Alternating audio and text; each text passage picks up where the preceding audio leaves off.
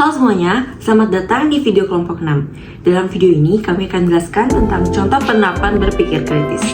Sebelumnya perkenalkan, nama saya Jessica Lucia dan anggota kelompok 6 yang lain ada Claresta, Suci, Vioni, Adel, dan Deo. Semoga video ini dapat bermanfaat ya. Berita yang kami angkat memiliki judul utama, tilang manual kembali diterapkan. Anda setuju? Menurut kami berita ini merupakan berita yang valid.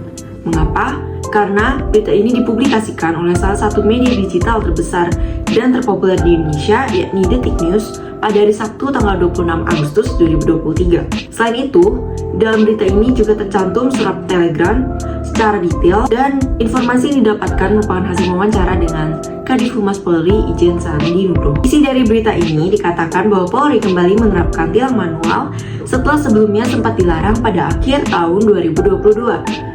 Perintah pelarangannya ini tercantum pada surat telegram nomor ST2264 X-3.4.52033 per tanggal 18 Oktober 2022. Salah satu alasan tilang manual ini kembali diadakan adalah karena terbatasnya prasarana tilang secara elektronik di beberapa daerah.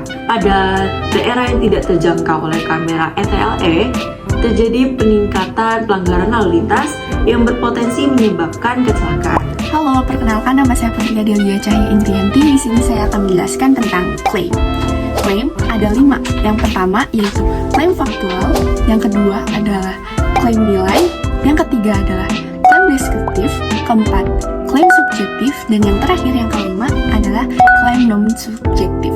Yang pertama saya akan menjelaskan tentang klaim faktual. Klaim faktual menunjukkan tentang apa adanya dan dibuktikan dengan benar dan salah. Berdasarkan kasus yang telah dibaca, terdapat klaim faktual yaitu data terbaru dari Ditlantas Polda Metro Jaya, angka indeks kemacetan di Jakarta pada pertengahan tahun ini telah mencapai angka 53%. Mengapa disebut dengan klaim faktual? Karena pada kalimat tersebut menjelaskan bahwa apa adanya dan bersifat fakta. Yang kedua yaitu klaim subjektif. Klaim subjektif adalah klaim yang kebenaran atau ketidakbenarannya tergantung pada apa yang dirasakan, apa yang dilakukan, dan apa yang dipikirkan. Dalam kasus ini terdapat klaim subjektif. Usulan ini mendapat sejumlah respon dari para legislator DKI Jakarta dan para pengamat.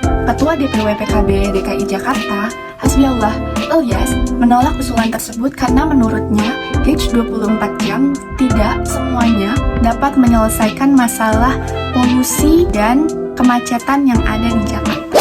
Kemudian di sini saya akan menjelaskan mengenai argumen dan juga counter argumen dalam kasus tilang manual yang kembali diterapkan. Di dalam suatu argumen terdapat premis dan juga terdapat kesimpulan dari premis yang ada. Di dalam kasus ini, premis dari argumen yang ada adalah tindakan tilang manual yang diterapkan kembali oleh Polri membawa dampak buruk bagi masyarakat, mengimbas kepada masyarakat yang takut apabila pemungutan liar dapat terjadi lagi, karena pada sebelumnya aksi tilang manual sempat dilarang untuk dilakukan. Dalam sebuah surat telegram per tanggal 18 Oktober 2022, dari adanya premis tersebut dilakukan sebuah kesimpulan untuk mendapatkan argumen. Oleh karena itu, pemberlakuan tindakan tilang manual kembali bukanlah hal yang baik, di mana Polri dapat tetap mengikuti pengembangan zaman yang terjadi dan memilih tindakan tilang elektronik atau ETLE untuk menghindarkan terjadinya tindak pemungutan liar. Melalui argumen yang telah dipaparkan sebelumnya, terjadi sebuah counter argumen dalam premis aksi tindakan tilang manual yang dilakukan oleh Polri sepenuhnya tidaklah membawa dampak buruk bagi masyarakat. Hal itu disebabkan setelah tindakan tilang manual dilanggar, peningkatan pelanggaran pada masyarakat justru meningkat dan masyarakat abai terhadap aturan yang ada, sehingga dilakukannya tilang manual dikarenakan terbatasnya prasarana ETLE di sejumlah daerah. Melalui premis tersebut dilakukan sebuah kesimpulan. Oleh karena itu, dengan dilakukan tindakan tilang manual kembali dapat meningkatkan keamanan berlalu lintas. Masyarakat sendiri dapat menjaga keamanan berlalu lintas agar tidak membahayakan keadaan, dan juga sarana ETLE dapat diperbanyak agar aksi pemungutan liar dapat dicegah agar tidak adanya menimbulkan aksi kecaman dari masyarakat.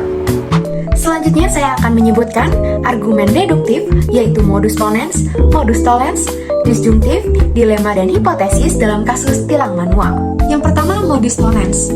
Jika pelanggaran disiplin lalu lintas meningkat, maka diberlakukan kembali tilang manual. Ternyata, pelanggaran disiplin lalu lintas meningkat, maka kesimpulannya diberlakukan kembali tilang manual. Yang kedua ada modus tollens. Jika prasarana tilang elektronik atau ETLE tidak terbatas, maka tidak diberlakukan kembali tilang manual. Ternyata diberlakukan kembali tilang manual. Maka kesimpulannya, prasarana tilang elektronik atau ETLE terbatas. Yang ketiga ada disjungtif. Pada peningkatan pelanggaran lalu lintas, hanya dilakukan penilangan otomatis menggunakan kamera ETLE atau diberlakukan kembali tilang manual. Ternyata tidak hanya dilakukan tilang otomatis oleh kamera ETLE, maka kesimpulannya diberlakukan kembali tilang manual. Yang keempat ada dilema. Jika terjadi peningkatan pelanggaran lalu lintas, maka diberlakukan kembali tilang manual. Akan tetapi, jika tidak terjadi peningkatan pelanggaran lalu lintas, maka diberlanjutkan kembali tilang otomatis menggunakan kamera ETLE. Kesimpulannya, yang pertama, terjadi peningkatan pelanggaran lalu lintas atau tidak terjadi peningkatan pelanggaran lalu lintas, dan yang kedua, diberlakukan kembali tilang manual atau dilanjutkan kembali tilang otomatis menggunakan kamera ETLE. Yang kelima ada hipotesis. Jika hanya menggunakan tilang otomatis dan kamera tidak tersebar dengan rata, maka pelanggaran lalu lintas akan meningkat. Jika pelanggaran lalu lintas meningkat, maka akan diberlakukan kembali tilang manual. Maka kesimpulannya, jika hanya menggunakan tilang otomatis dan kamera tidak tersebar secara merata, maka akan diberlakukan kembali tilang manual. Argumen induktif adalah argumen yang didahului dengan mengidentifikasi dari premis-premis, kemudian ditarik sebuah kesimpulan. Contoh pertamanya adalah premis 1. Setelah dilarangnya tilang manual pada akhir tahun lalu, terdapat peningkatan angka kecelakaan. Premis 2. Hal ini menunjukkan bahwa peningkatan tersebut terutama terjadi di daerah yang masih belum dilengkapi dengan tilang elektronik atau disebut ETLI.